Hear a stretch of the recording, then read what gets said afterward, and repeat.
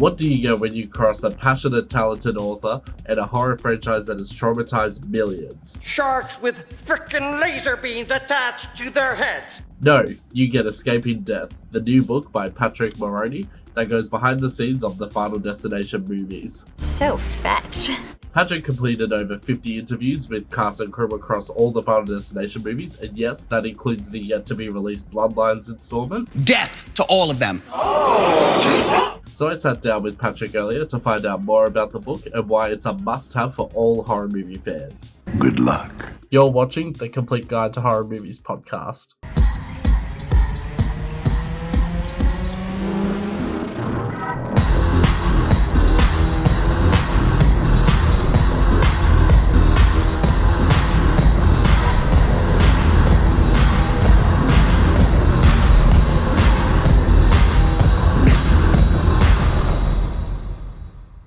Thank you so much for joining our podcast. Now, we're huge fans of horror movies, especially Final Destination. So for our audience who may not know who you are, tell us a bit about yourself. Well, first, Justin, thanks for having me. My name is Patrick Maroney. It's just spelled funny. And I'm a horror fan too. I'm a movie fan. So I started writing professionally when I was in high school. And I started going to movie screenings and press junkets before I graduated high school. I was like the, underage mascot for the Philadelphia market that I was in, I felt like. And I kind of created a niche for myself and kind of kept going with it. And back when the pandemic happened, everyone kind of took up new hobbies. I took up drumming, which my neighbors loved. And then I also knew that the Scream 25th anniversary was coming up. So I decided, why not write a book that would take up time? I had time, and I figured maybe some of the actors had time to talk with me. And that came out, and my publisher asked what I wanted to do next. And I said the Final Destination movies were always something that fascinated me. They have traumatized us so much, but people don't talk about them the same way and with the same reverence that they do the Scream movies or Nightmare on Elm Street. And you hear people say, "Oh, I just had something happen to me that was like out of Final Destination." It's crossed over from being a horror movie to a pop culture thing that everyone knows, but they don't get talked about in the same vein. So I wanted to write a book that looked at the making of them, celebrate the movies, and hope that people would go back, watch them, if they haven't seen them, discover them, rediscover them, and just enjoy them as much as the rest of us do. Oh yeah. And also to your point about the whole pop culture phenomenon, there are so many people that I speak to who may not have even watched the Final Destination movies, but they'll use the term Final Destination. And they're like, "Oh, where did that term originate from?" And I'm like, "Oh, have you not heard of the movies?" And when they say no, and I tell them the concept for the first movie, they'll go, "Oh, I've heard of that movie, but I always thought it was in the zeitgeist. I thought it was just something everyone says and talks about." It's like, no, this has only been around for about 25 years since the first installment came out. And it's always surprised me because in my mind, everyone's seen the movies, but very little people actually have. So yeah, it's just amazing. That was kind of what was fascinating to me. When I was working on the book, the movies have grossed like $650 million worldwide, which is among the highest of all the franchises. It's only Scream, Halloween, Saw, and I think The Conjuring were the only ones that beat it. And they all have, outside of Scream, they all have a ton more entries. Like Halloween has like 13 or something, and yes. Saw has 10, so it has double the number. And so they are super popular, but there's just a disconnect. Like I think what it is we're all so triggered and traumatized by it that we don't talk about it. They have PTSD, so it's like their own personal monster. Oh, I feel that. Now, going into your book, Escaping Death, congratulations, by the way. I did see a few posts saying that it was #1 on Amazon, which is huge because Thank Amazon you. is known as like huge, like basically Amazon controls everything now. So if you go Yeah. number one on Amazon, you're basically number one in the world. So huge achievement. Well, just to clarify, it wasn't like the number one book on all of Amazon. It was the number one horror and the action adventure list. So I like to tell people that I'm mildly successful in a very niche market, but it did hit number one, and I appreciate everyone who has purchased the book, has read it. But I just don't want people thinking it was like number one on all of Amazon because Yeah. I don't think my ego could handle that. Like I wouldn't fit through doors because I would tell everyone. That's how we would have started the podcast. Yeah. Yeah. Yeah. I need fans. Don't you get it? Now, with escaping death, you mentioned before about your love for Final Destination and the shared PTSD trauma bond. Was that the catalyst for creating this book, or were there any other inspirations? Yeah, it was, everyone knows, if nothing else, the logger truck scene from the opening of the second movie. There's memes that go around every Oh, day. yes. So that, again, it comes back to everyone knows these movies. Everyone that I know that has seen them loves them. I don't really know anyone that has seen one and is like, I felt like everyone likes them. It's not something that people talk about as much in terms of the movie, but it's more about the experience that they have that's similar to it. So that was kind of the catalyst is I also think the Final Destination movies, a lot of the writing, because I was so young when I started, was based on to the millennial audience. And Hmm. the first book, Scream is huge with millennials. That's who it was targeted at also. I'm proudly a millennial.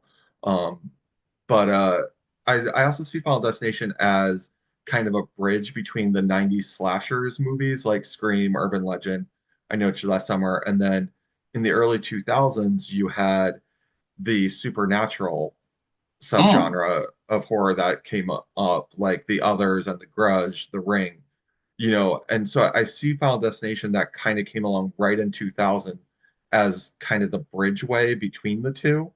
And Yeah. I think that's also really fascinating. That's a really good point. I hadn't actually considered that before because on the podcast, we are notorious for loving 90s slashes. And I mean, you've raised some really great examples. I'm going to give some terrible examples out there. There's Valentine, which was released in 2001. I personally love Valentine. I would defend it till the day I die, but it's a terrible movie. And I'm willing to admit that. It's still one of my favorite ones. That's right. I'm just the idiot who's still waiting for the return on her internet investment. What did you call that again? Bleedmedry.com? There was also 13 Ghosts, which was a remake, also released in 2001. And yeah, Final Mhm. Destination, especially the first movie, touches on that supernatural aspect. You see, like, the water travel back into the toilet during Todd's death scene in the first one. And then you see some things in other films, like the shadow over the kettle when Valerie Newton, the teacher in the first one, uh, what is it, the bookboards that fall over because of the fan onto the tanning beds in the third one. And there's other examples like that, but I never actually considered the supernatural aspect. So that's actually expanded my mind. Yeah. Well, it's funny because also when they were first developing the movie, the studio wasn't fully on board with not having a personified death figure. Mm. They just needed something, and it was just a fight between the filmmakers. And finally, Glenn Morgan and James Wong were able to convince them that it's scarier when you don't see it. And Yeah. let's be honest, if it had some kind of personification, there the movies probably wouldn't have lasted as long and been as wildly popular because it is able to travel so much better when it's not it doesn't have a face put to death. Yeah. Exactly. Exactly. I think some of those supernatural parts are actually some of the creepiest in the series because everyone has had that moment where they felt like they're being watched or they get goosebumps or the hair raises on the back of their neck, for instance.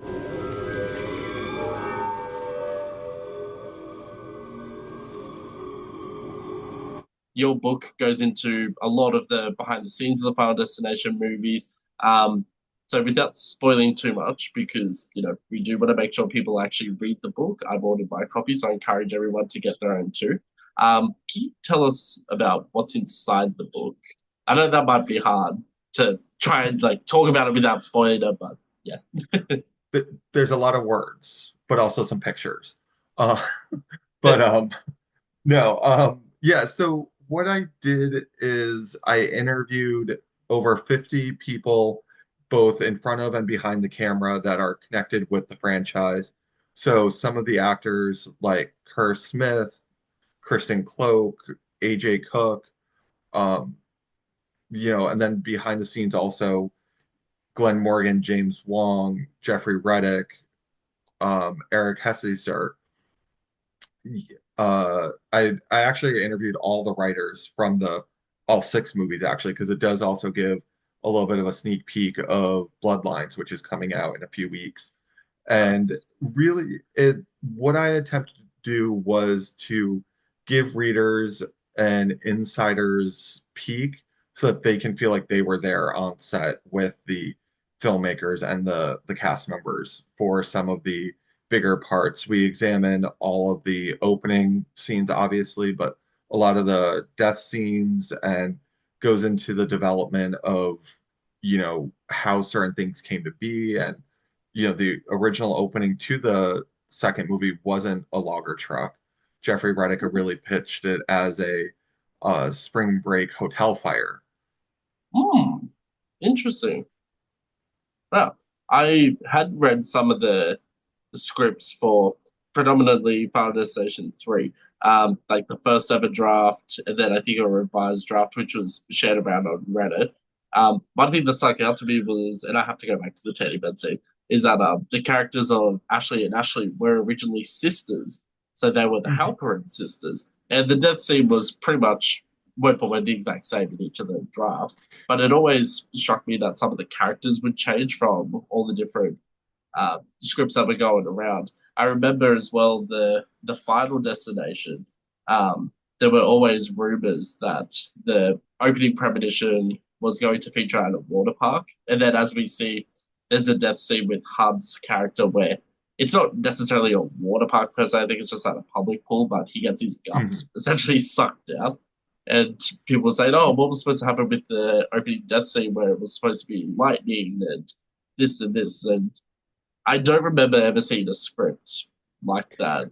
Yeah. In talking with Eric Bress and Craig Perry, there was not really talk about a water park. Mm. That doesn't mean that it wasn't discussed at any point, but it wasn't anything that they brought up as this was what we went down this road. The fourth movie is interesting because it's the only movie that they filmed outside of Vancouver, and Mm. I I don't think I'm speaking out of turn when saying that people have very strong opinions about the fourth movie. And I think if they read this book, I'm not going to change people's opinions on the movie, but Mm. hopefully they'll understand what went into making it and what they were up against. There was a writer's strike, Mm. so the script that they had wasn't what anyone would have considered finished or complete. And but they had no choice. They had to move forward with it as was. And the thing I give Eric Bress a lot of credit for is he acknowledges where he stopped with the script and what like is able to objectively look at it and says I did the best I could getting it to this point. And Mm. Craig Perry, the producer, said he sent it at 11:59 when it was pencils down. Like he took it as far as he could. But Yeah. that's partly why you have characters named the MILF and the racist, is Yeah. because they were kind Yeah. of like placeholder names that they would have gone back and fixed in later drafts. They just didn't, because of the writer strike, didn't have that. And then there were some other issues that they were battling on that movie also. Yeah. Yeah. That's more than fair. And I mean, on our podcast, we essentially eviscerated the fourth film. But at the same time, we always say to people, look, we're just podcast the hosts. One of us went to film school, that was me. So I know exactly how hard it is to make a feature film. Have I made a feature film? God, no, that's how hard it is. So it's a lot easier for people to sit back and say, I hate the Final Destination. This was the worst movie ever. I could make a better movie. No, they can't. No, when you consider all the circumstances that happen into writing a movie, producing a movie, film locations, film scouting, directing, editing, and all the things that happen with the studio system where, you know, you'll have a vision for a film, so do all the other 200 cast and crew, and you have to merge them all together into a healthy final edit where you might have to compromise your vision at times. So for our viewers who, maybe hate the Final Destination, especially, just keep that in mind.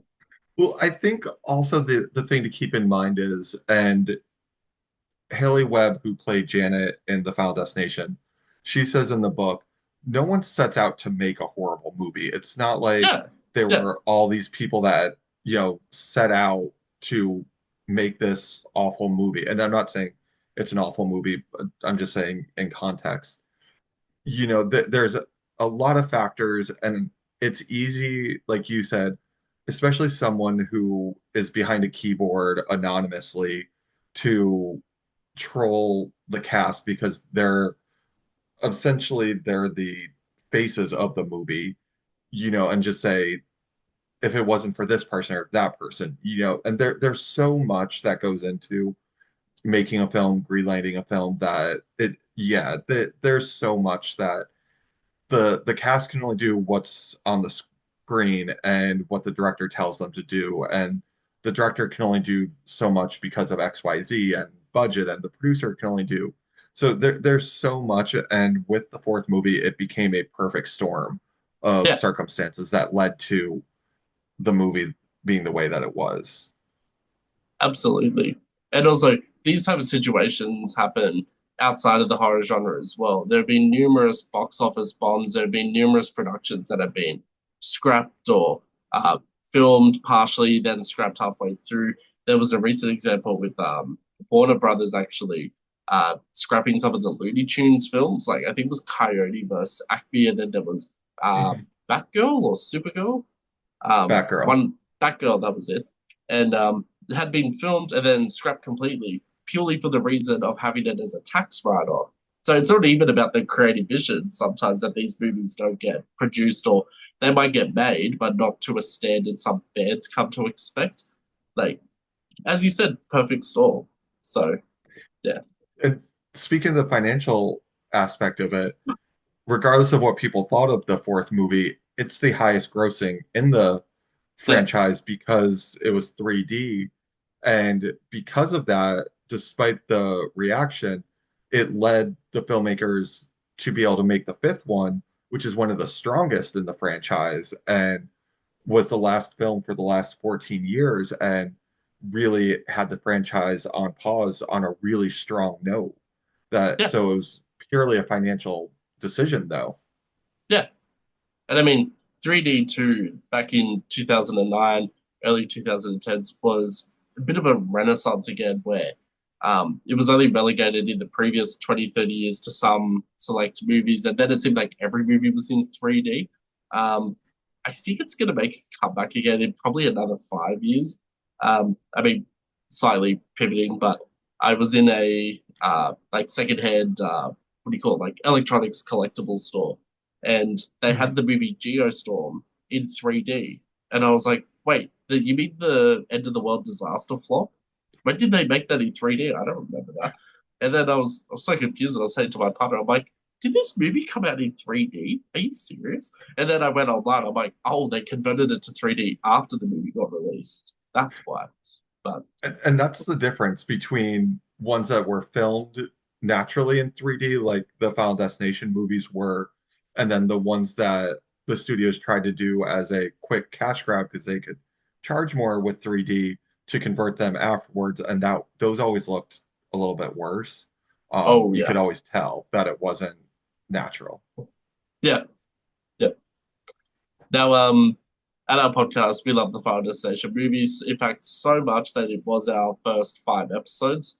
My podcast co-host Cooper BP, we thought, what movie should we tackle first? So we were going between Scream because we all love Wes Craven, and then we thought, oh, let's do the Final Destination movies. They're so much fun. Like all the death scenes are just grisly, good, fun entertainment.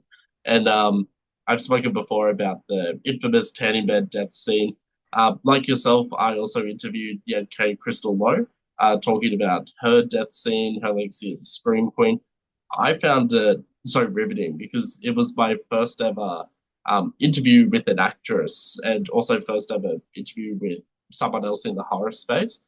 And I know that you've interviewed, did you say it was close to 50 cast and crew from the Final Destination franchise? Yeah, so it was 53, 54 people from the franchise. There's one or two that are loosely connected, but it was over 50 um, cast, crew, filmmakers from the franchise. Wow, that is a lot of interviews. Um, did you have any particular highlights from either sub-select cast or sub-select crew that really surprised you? I I think looking back, it I have to go with Tony Todd now that he's passed because one, he's a legend and an icon. So being able to speak with him, but also he shared what his motivation for Bloodworth was. Hmm. And Bloodworth is such a mysterious character, and we'll see him in the new movie and learn some more about him. But to hear how Tony Todd has approached the character and what his motivation was something that I would have never guessed. And I talked with some of the filmmakers, and he hadn't told them at the time either. So it was something that I think was really special to be able to get that. And then there were a lot of interviews that were just a lot of fun Yeah, because everyone who worked on these movies really had a good time. The sets for these movies between Craig Perry and Sheila Hanahan Taylor and the directors and writers, they really foster a great environment behind the scenes. So it's not like people are dreading going to work every day. And I don't know if Yan K, Crystal Lowe mentioned this, but a lot of them are all still close yeah, friends to this day. yeah, And I don't think you have that a lot in filmmaking. Like it's a job for them. So it's like our coworkers, your work friends, and then if you leave, you stay cordial and everything, but like you aren't super close necessarily. And a lot of the cast members from these movies are still really close, and it's like a family kind of because some of them have worked together afterwards, and there's a bond that they all have because they have this shared experience that they all really enjoyed. yeah. It's interesting too because I was thinking about that when okay, Crystal shared that with me too, and I had seen because I'd been following a lot of the casting crew for years on Instagram or Twitter, and what I had always seen was that Yenke and Shalane in particular would always retweet each other, but I part of me feels bad for them in the sense that Final Destination 3 was a movie that came out in 2006, so it's been 19 years since that release. They still get bombarded daily with like fan edits of Ashley and Ashlyn.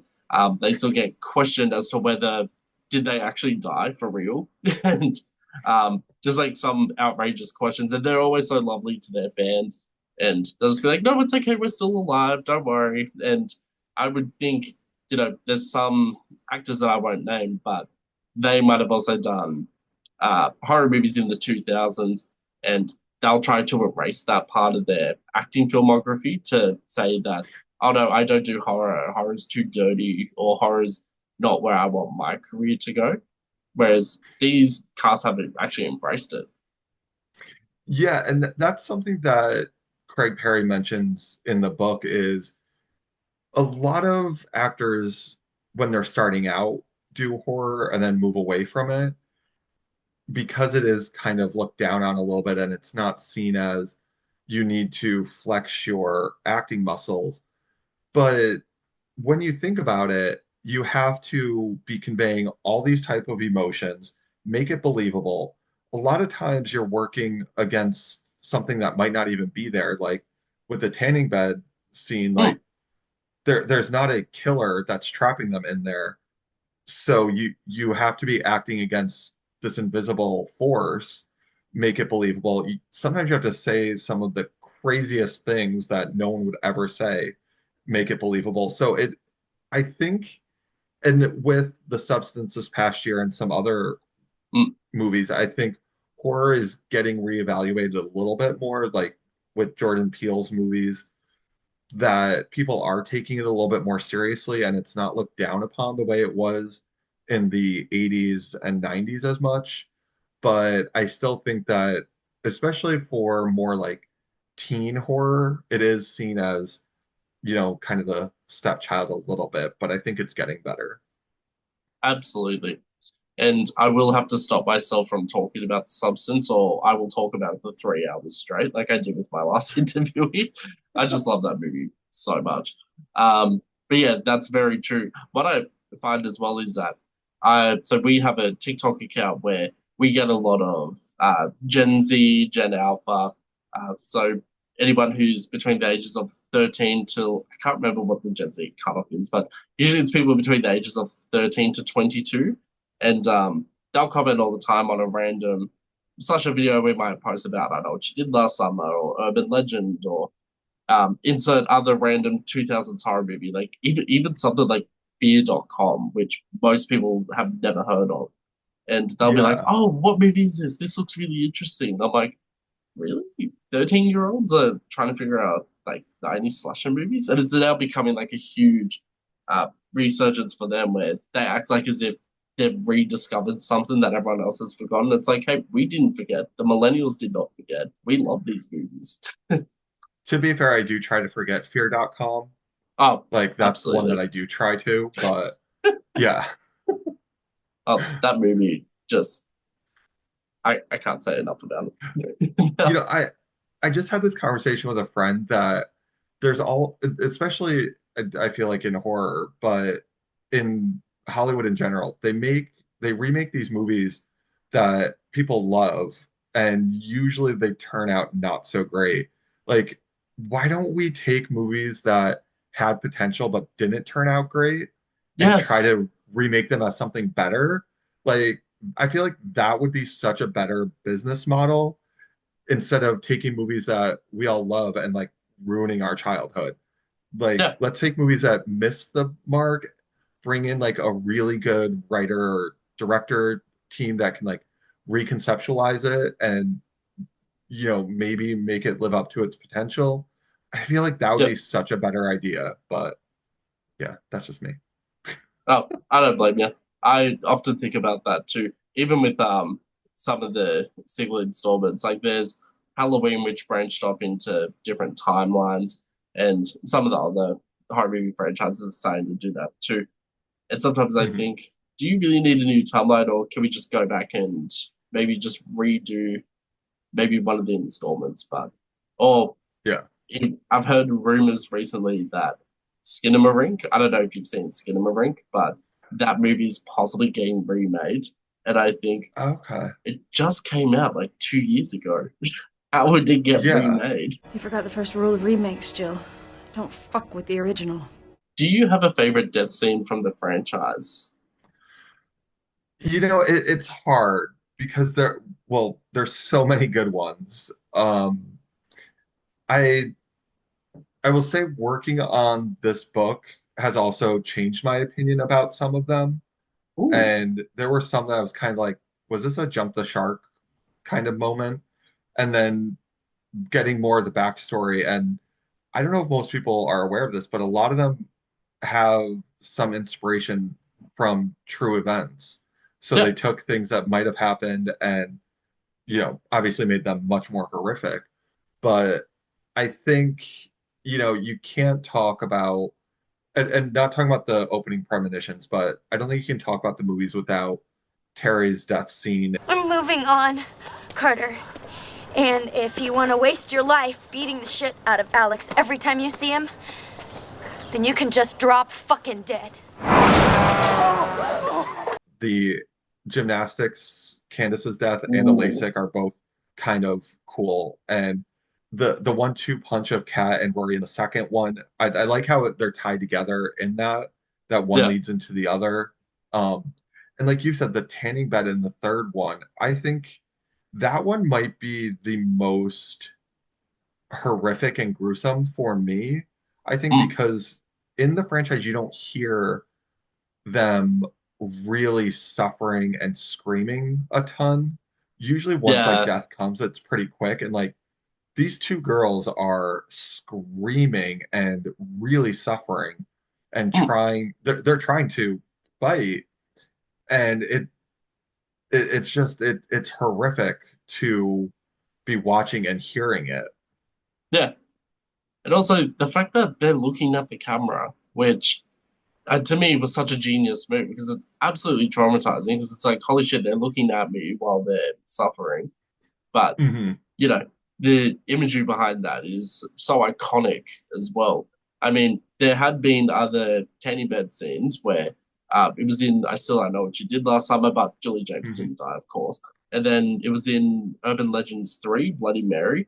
But there there's always some conflicts where people are saying, "Oh, Urban Legend sold from Final Destination, but Final Destination had the script written before Final, not before Final, before Urban Legends Bloody Mary was even filmed." So I don't see there being a crossover of like stolen ideas. I think it was just the culture at the time too. Like, I mean, Paris Hilton, 2003, 2004 was like the biggest like superstar, and she was always tanned. So I think I was always like waiting for that kind of scene to come along.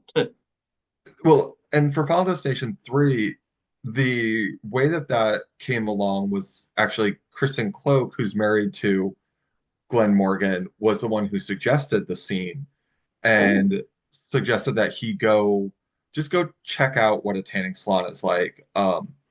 And he kind of hemmed and hawed and didn't want to do it. And then when he did, he was like, "This is horrific. Like, I get it. It'll go in the movie." And it's funny because and like you said, at that time everyone was tanning, so the two of them were joking around that Final Destination also kind of serves as a public service announcement for people not to yes. do certain things, like don't tan, it's bad for you, and it'll kill you this way. So Yeah. in some ways, it helps people. Oh yeah. Oh yeah. To go back to the LASIK eye surgery scene, because I remember seeing that in the cinema and being like, "Wow, that's horrible." Especially the way, the head's stuck in that vice-like thing, and then the laser starts going. What I didn't anticipate was that I bought a whole bunch of the movies on Blu-ray recently because I wanted to check out the special features, especially for the Station 3 that has like 1,000 hours of extra content, it feels like.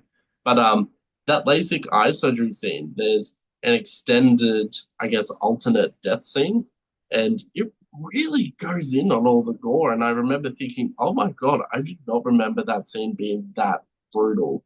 Like the laser bursting the eye. I was just like, holy shit. I don't remember that when I was in the cinema.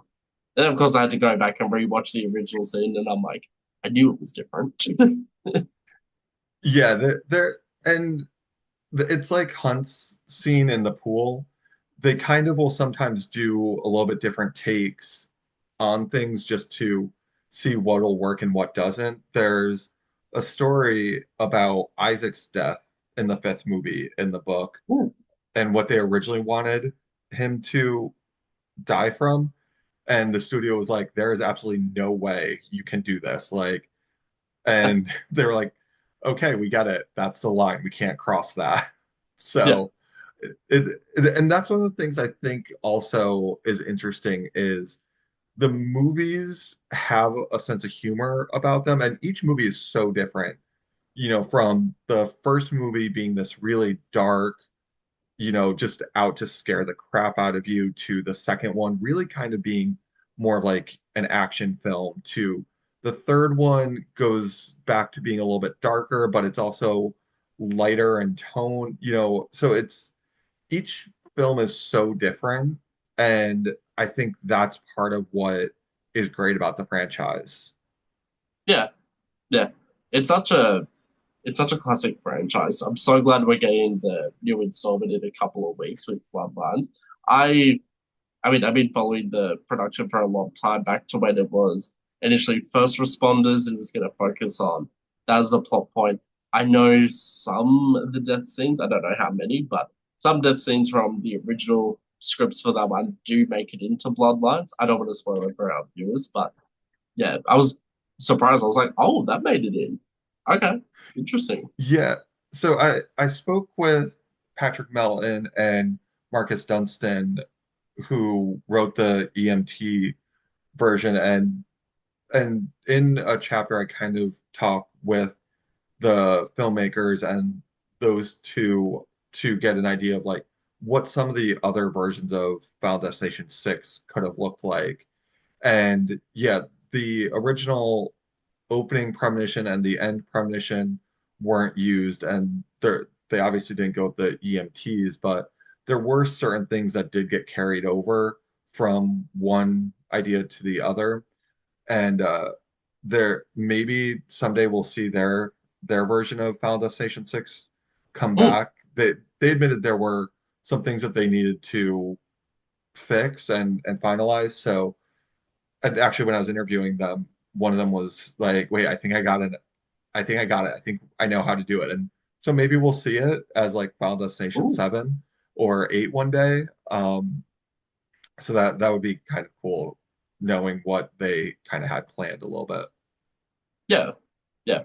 I do feel very confident that we will see a Final Destination 7 or 8, especially because everything seems to be tracking well for Bloodlines at the moment. It had the record for, it was the second most watched trailer behind It, Chapter 1.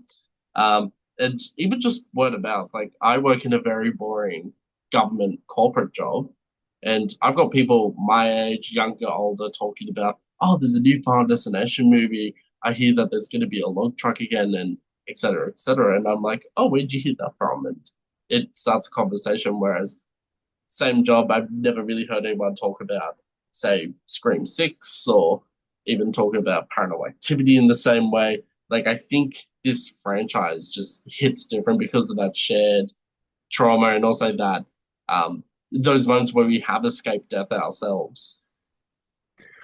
Because everyone's had that moment also where they've had deja vu or a premonition. They may not have called it a premonition of I shouldn't do that, and they listen to their gut, and not saying that, they avoid a plane crash or something, but we all have had those moments Mm, with things. And then we've also had moments where, we stick our hand down a garbage disposal and there's like a little shore and we pull our hand back. So it's stuff that is so much more relatable than Ghostface, chasing you and calling you on the phone or being put in one of Jigsaw's traps. Like the chances of you being in those are very slim.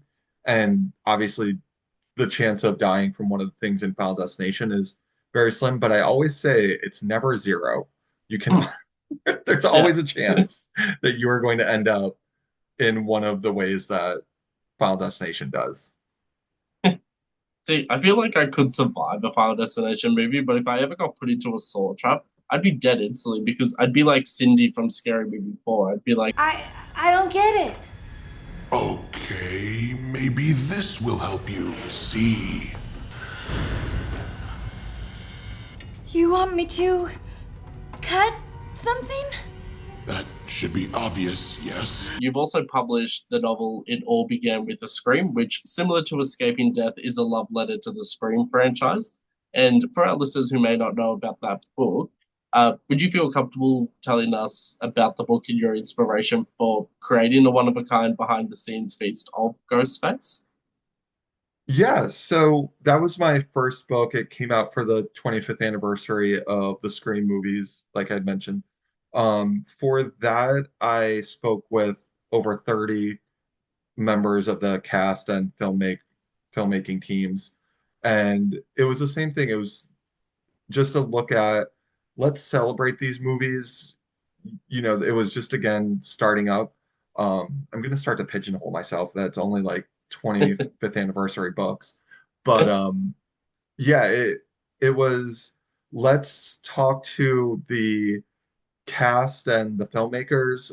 The biggest difference though between the Scream movies and the Final Destination movies, and anyone who's been following the behind the scenes of Scream 7 already knows this, but the as popular as the Scream movies are, there's so much drama behind the scenes of them Oh between, yes. yeah, like Weinstein wanting to fire Wes off the first movie and script leaks and Columbine making them rewrite Scream 3 and lawsuits and just there's so much behind the scenes drama that and I don't think people even know all of it. Like Mm, there were three different scripts for Scream 4 that they commissioned, and that's where some of the bad blood happened is Weinstein commissioned all these scripts without telling everyone, and then they go to make the movie and they find out and it's like, well, what are you doing? Like, and Wes and Kevin were good friends, so when they find out that they've both been spinning their wheels writing different scripts rather than working together, like it just mm. there's a lot of uh there was a lot of behind the scenes drama in the Scream movies, and that book covers the first four movies and like teases the fifth movie a little bit. So ideally, in a couple years, because you need to be objective Mm. about that those movies and what happened behind the scenes. So if there's another break in the movies, I want to take a couple years and then revisit it with the newer ones. Yeah, absolutely. And I mean, as someone like me, where I feel like I've kept up to date with not every part of the drama, and I'm sure there's a whole mountain load that I don't even know myself in terms of the drama with Scream movies. What's happened recently with Scream 7? Christopher Landon, who took over the directing role initially, and then he turned it down, and it went to Kevin Williamson, the original writer. Um, yeah, people were saying, "Oh, why did Christopher Landon drop out, and why did this happen, and all that." He later clarified that the reason why he dropped out was because he was getting death threats against himself and his family. And you think, "Oh my God!" Some of the like, I mean, it makes Scream 5 even more real about the toxic fandom aspect. But then you think, who who in their right mind would send death threats to a director? Like, it boggles my mind that some people are like that. So, and I don't want to limit this just to Scream, and I'm going to also try to pick my words very carefully, but I think we're in a time now that fandoms in general are very possessive of Mm, the things that they claim. And so they feel that they have certain rights and ownership. And again, I'm not talking about just Scream, but mm, I think that there are certain factions of fans with any fandom that, again, will be behind their keyboard and have no problem voicing their dislike for decisions that were made and feel that they are owed to be involved in the creative process to a certain point. And I think, like you said, Scream 5 and Scream 6, talked about toxic fandom. And it's funny to go online and see some of those fans completely miss the point of what was yeah, being said in Scream 6.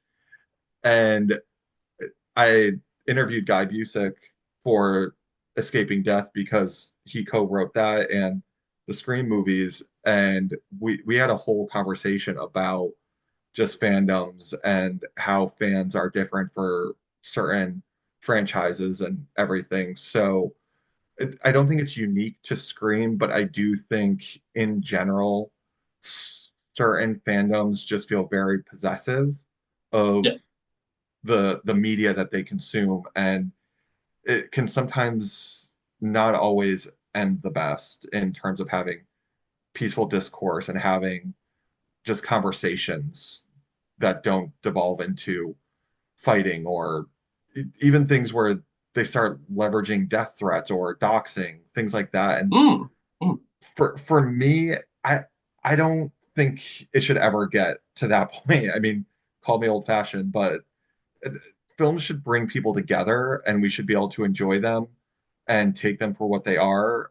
And I think when you get to the point where you are sending death threats to a director who hasn't even shot a single frame of film, or sending death threats not even to him but his children, yeah, I think that's when yeah. it goes too far. It's it's absolutely diabolical. I mean, I don't have children myself, but to me, I would always see anything to do with like internet disagreements, or if someone doesn't like my creative vision, that they would just talk about the creative vision. They would never involve myself or my family. And yet Hmm. it seems to unfortunately be a common thing.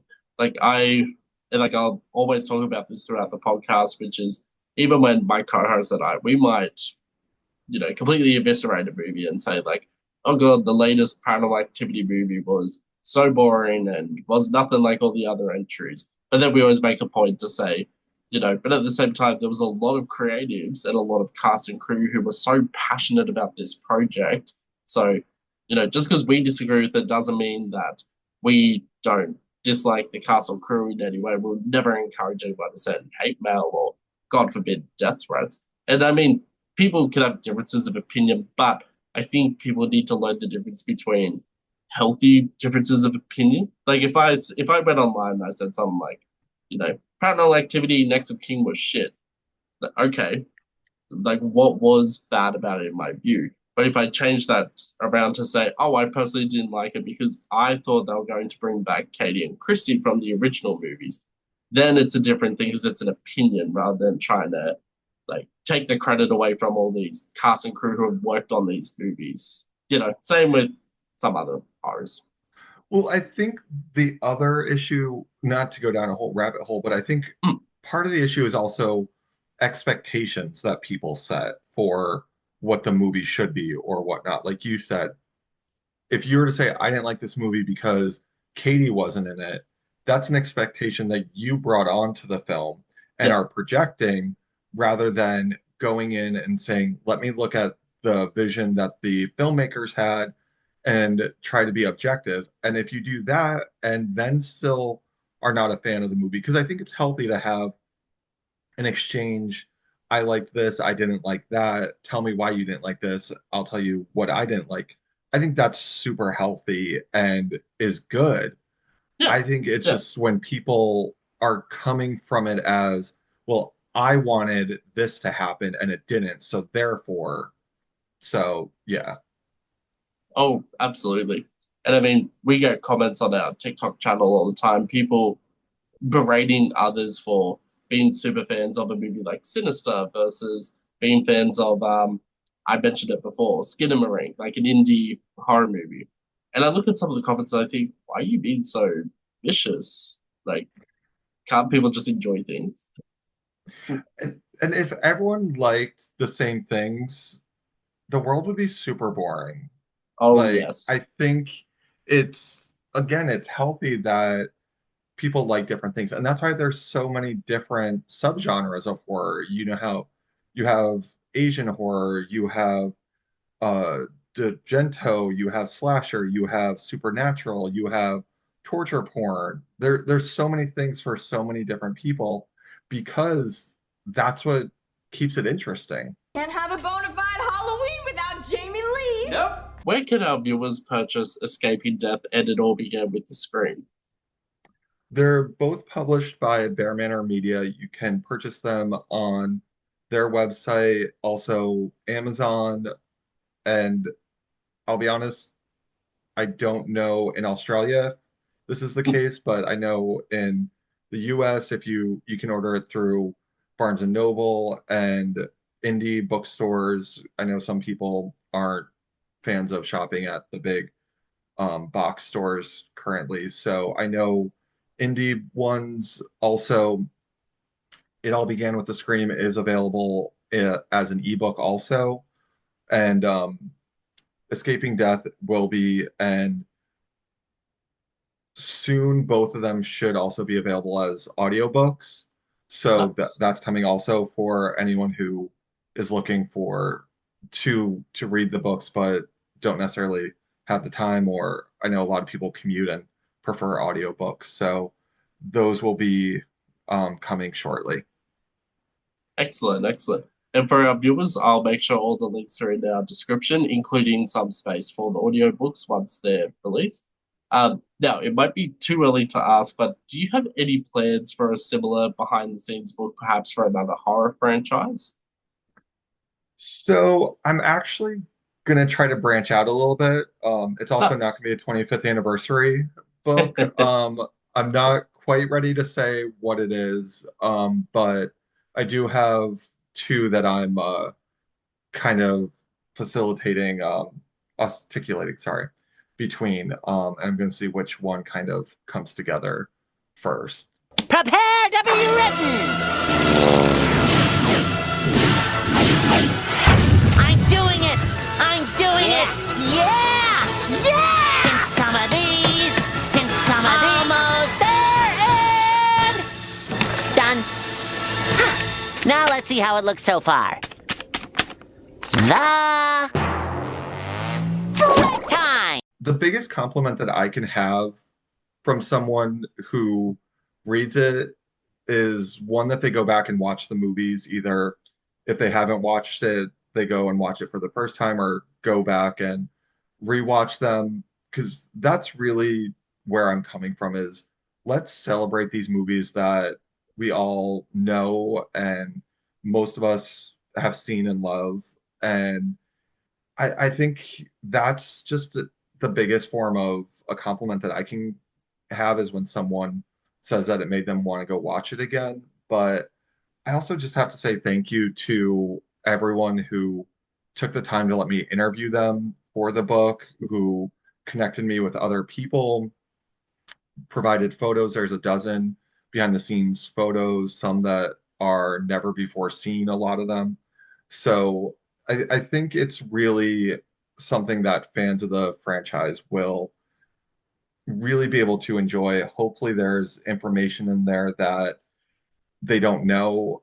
I think it also corrects some false information out there, like the rumors on the internet about Kimberly and Burke coming back for the third movie as the cousins of Wendy and Julie.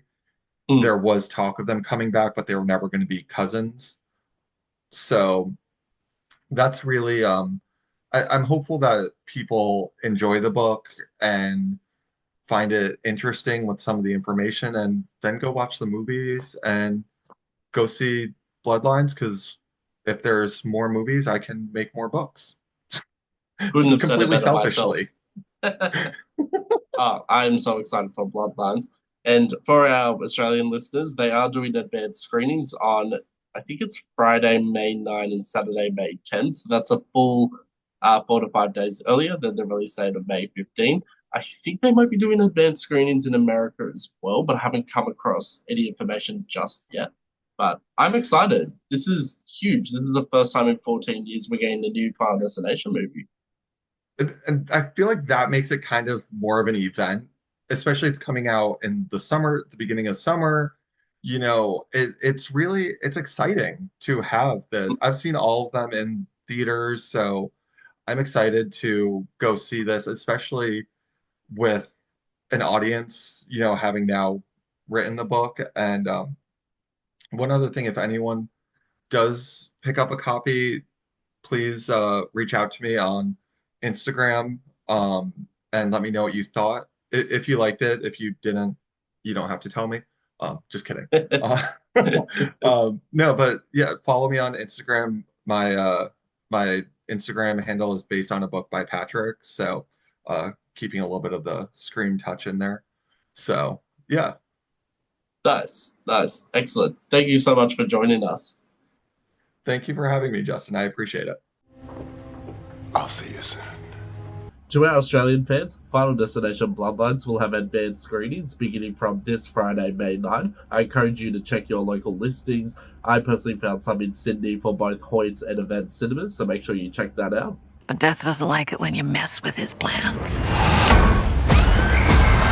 Thank you for watching, and we'll see you next time on the Complete Guide to Horror Movies podcast. Take care.